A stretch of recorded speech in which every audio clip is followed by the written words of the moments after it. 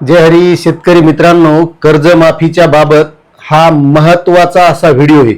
कारण या सरकारच्या मनातच नव्हतं कर्जमाफी द्यायची आणि याचा आता उघड पुरावा हा रोहित पवारांनी ट्विट केलेला आहे। नेमकं रोहित पवार काय म्हणाले आणि त्यांनी काय ट्विट केले असा महत्त्वाचा पुरावा तो मी तुम्हाला दाखवणार आहे। कारण राज्य सरकारच्या ही कर्जमाफी देण्याचं मुळात मनातच नव्हतं। आता तुम्हाला माहिती या माध्यमातून बघा तुम्ही शेतकरी वगळण्याचं कसं काम झालेलं आहे ते सगळी माहिती आपण या व्हिडिओमधून घेणार आहोत। मात्र आपली छोटीशी विनंती असणार आहे की तुम्ही जर आपल्या चॅनलवर नवीन असताल तर चॅनलला सबस्क्राइब करा, व्हिडिओला लाईक करा आणि जास्तीत जास्त शेतकऱ्यांना ही माहिती शेअर करा। आता सुरुवातीपासून एक महत्त्वाचा मुद्दा लक्षात घ्या की याच सरकारनं निवडणुकीच्या अगोदर सांगितलं होतं की आम्ही सत्तेवर आल्याच्या नंतर शेतकऱ्यांचा सातबारा कोरा कोरा कोरा करू। बरोबर हे सांगितलं होतं का नाही? मग सत्तेवर आल्याच्या नंतर केला का यांनी? जसा त्या विजय थलपतीनं सत्तेवर आल्याच्या नंतर लगेच शेतकऱ्यांची 50,000 रुपयांची कर्जमाफी लगेच केली, जसं आश्वासन दिलं होतं त्याप्रमाणे। तसं या सरकारनं केलं का? तर केलं नाही। आता यासाठी ज्यावेळेस शेतकऱ्यांची आंदोलनं झाले त्यावेळेस या शेतकऱ्याला जाग आली, सरकारला जाग आली की आपण हे आश्वासन दिलेलं आहे आणि शेतकऱ्यांची कर्जमाफी करावं लागेल। मात्र यामध्ये सुद्धा यांच्या मनातच नव्हतं कर्जमाफी द्यायचं। आता जी काही कर्जमाफी दिलेली आहे का फक्त आकडा 2 लाखाचा दिसायला, प्रोत्साहनपर 50,000 रुपये मिळणार हे दिसायले, पण यामधून कशा प्रकारे शेतकरी वगळले जाणार आहेत, कोणकोणत्या शेतकऱ्यांना कर्जमाफी मिळणार आहे हे आपण बघितलं। मात्र या माध्यमातून शेतकरी वगळण्याचं खूप मोठं असं काम झालंय। कारण ज्या शेतकऱ्यांना 2019ला कर्जमाफी मिळाली ते या कर्जमाफीमध्ये बसणार नाहीत। आता मला सांगा 2019च्या नंतर 2020ला कोरोना आला, त्यानंतर 2 वर्ष कोरोना राहिला। त्या कोरोना काळामध्ये शेतकऱ्यांची शेती, दुकानं बंद होते, मार्केट बंद होतं, या सगळ्या गोष्टीमुळे बऱ्याच अडचणी ह्या शेतकऱ्यांना आलेल्या होत्या आणि त्यामुळे शेतकरी पुन्हा अतिवृष्टी, जसं या कर्जमाफीमध्ये आश्वासन दिलेले की शेतकरी अतिवृष्टी नैसर्गिक गोष्टी याच्यामुळे मेटाकुटीला आलेला आहे आणि त्यामुळे या शेतकऱ्यांना वाचवण्यासाठी ही कर्जमाफीची घोषणा असं यामध्ये सांगितलेलं आहे।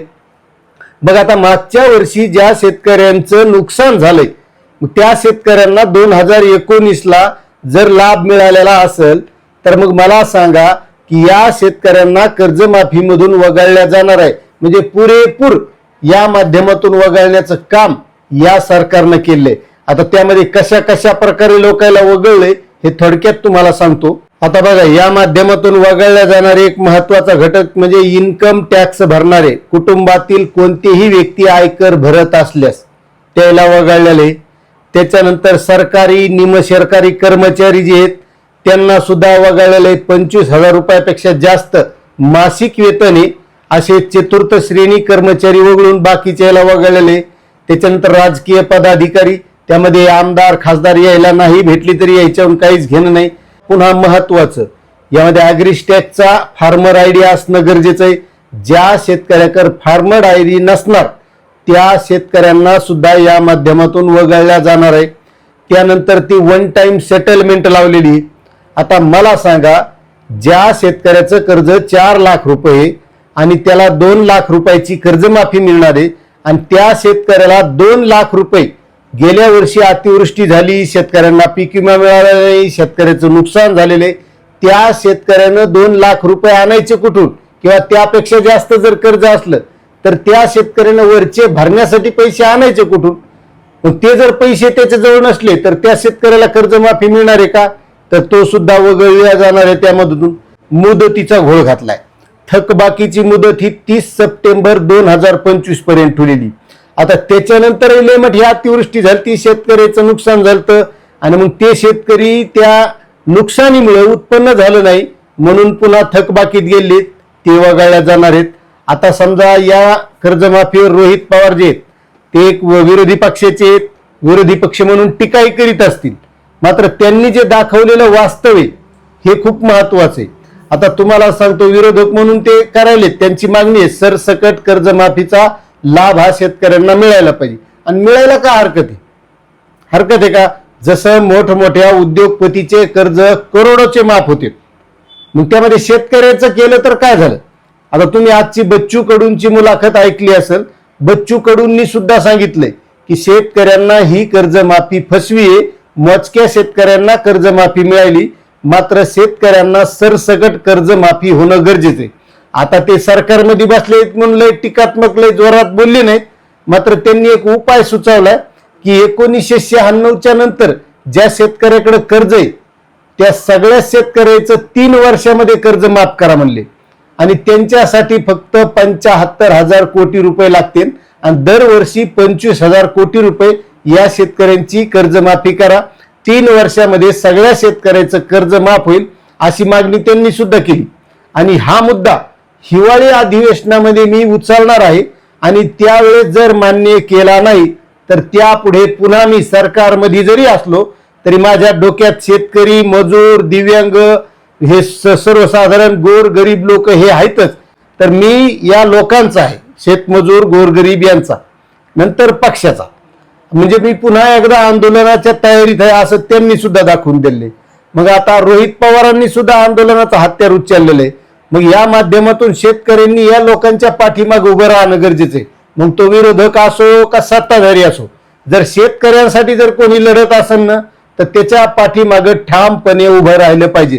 मी तर याही पुढे जाऊन म्हणतो, जे माझ्यासारखे युट्यूबच्या माध्यमातून शेतकऱ्यांची बाजू मांडत असतील त्यांच्या पाठीमागे प्रत्येक शेतकऱ्यानं उभं राहिलं पाहिजे, त्यांना प्रतिसाद दिला पाहिजे. आता या माध्यमातून जे रोहित पवारांनी महत्वाचं ट्विट केले, त्यांनी जो काही पुरावा दाखवलाय तो तुम्हाला दाखवतो आणि रोहित पवार काय म्हणतात ते अगोदर ऐकून घ्या. मंत्रिमंडळ बैठकीच्या नोटमध्ये स्वतः सरकारच सांगत आहे की अटी शर्ती टाकल्याने कर्जमाफीसाठी कमीत कमी निधी लागेल. हा आहे या फसव्या सरकारचा फसवा चेहरा. हा अहवाल देणाऱ्या अधिकाऱ्यांना सर्वात आधी हाणले पाहिजे.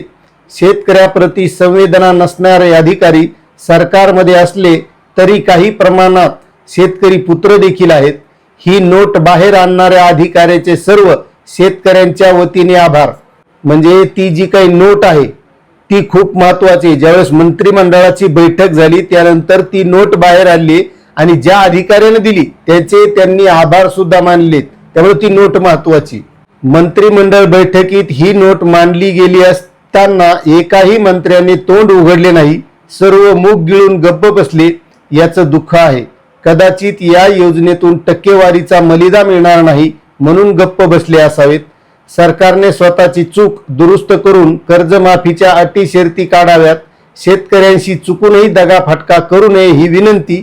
सरकार करत असलेल्या या दगाफटक्यातून शेतकऱ्यांना वाचवण्यासाठी, रक्षणासाठी, अन्नदात्यासाठी अन्नत्याग असं सुद्धा त्यांनी ट्विट केले. आता ती खालची नोट बघून घ्या. सदर योजनेअंतर्गत प्रस्तावित केलेले अपात्रतेचे निकष लागू केल्यामुळे तसेच पात्र शेतकऱ्यांच्या थकीत कर्जावर संबंधित व्यापारी बँकांकडून काही प्रमाणात सूट, हेअरकट देण्यात येणार असल्यामुळे सदर योजनेसाठी त्यापेक्षा कमी प्रमाणात निधी लागण्याचा प्राथमिक अंदाज आहे. आता शेतकरी मित्रांनो, सरकारनं काय सांगितलंय, 36,000 कोटी रुपयांची तरतूद ही शेतकऱ्यासाठी केली जाईल आणि यासाठी 25,000 कोटी रुपयांचा बोजा हा राज्य सरकारवर पडणार आहे. मात्र या प्रेस नोट मध्ये काय दिले की याही पेक्षा कमी रक्कम लागू शकते, जे काही नियम अटी निकष लावल्यामुळे. मग आता यांनी जसं सुरुवातीला निवडणुकीच्या अगोदर शेतकऱ्यांचा सरसकट 7/12 कोरा करू म्हणले होते, त्यानंतर त्यांना विसर पडलेला होता आणि त्यानंतर सत्तेवर आल्यावर काहीच केलं नाही. मात्र ज्यावेळेस शेतकऱ्यांनी आंदोलन केलं त्यानंतर यांना पुन्हा जाग आली आणि मग ही अशी निकष अटी नियम लावण्याची कर्जमाफीची घोषणा केली. म्हणजे यावरून हे स्पष्ट होते की यांच्या मनामध्ये शेतकऱ्यांना कर्जमाफी देण्याचं नव्हतंच, फक्त आपण बोललो होतो म्हणून द्यायची, एवढाच फक्त उद्देश दिसतोय. आता यावरून तुमचं काय मत आहे नक्कीच छानशा शब्दामध्ये कमेंटमध्ये सांगा आणि चॅनलवर नवीन असाल तर सबस्क्राईब करा, व्हिडिओला लाईक करा आणि जास्तीत जास्त शेतकऱ्यांना ही माहिती शेअर करा. धन्यवाद.